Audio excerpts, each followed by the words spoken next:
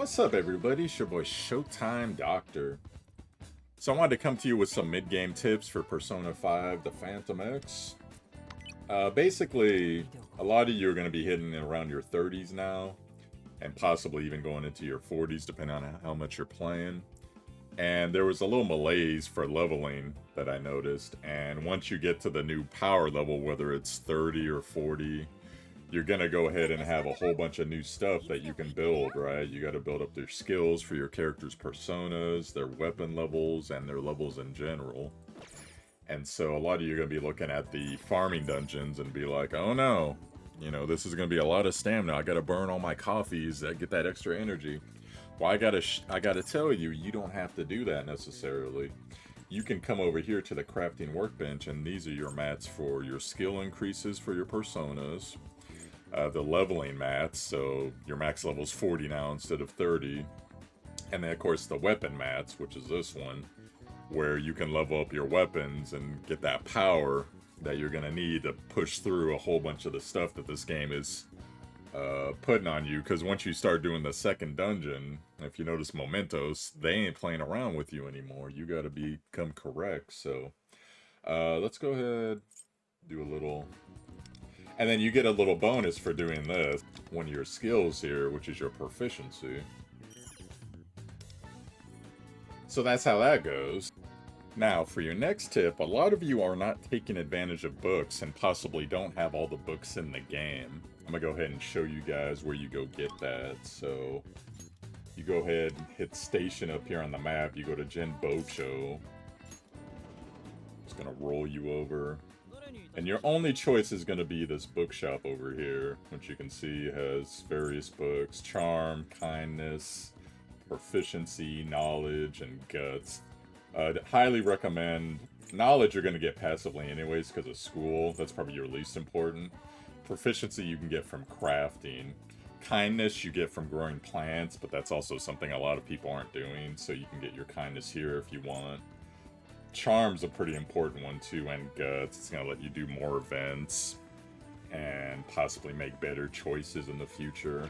And this isn't the only place with books, by the way. The next place you got to go for books is in Shibuya itself. You can see here right where you would cross the street to get over and hang out with the dancing bear and stuff.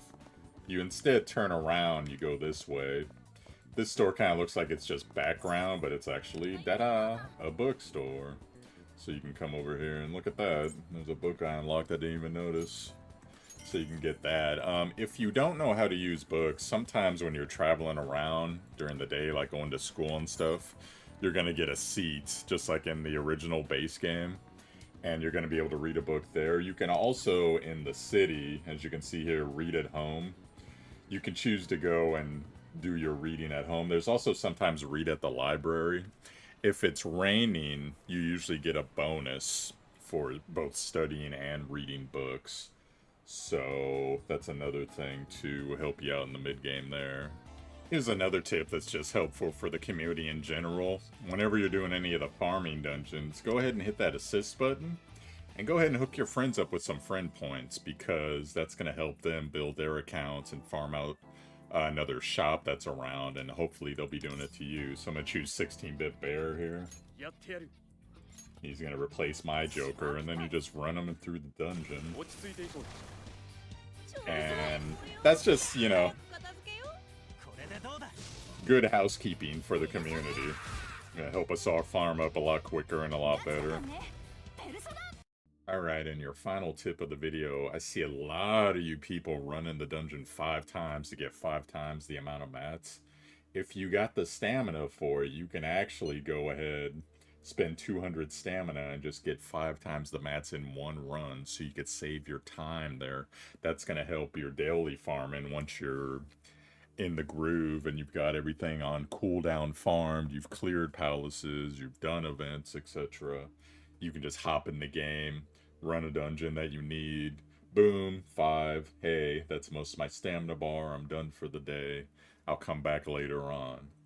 And I'm not going to personally do this because I don't need this many of this persona, but that's there for you if you need to.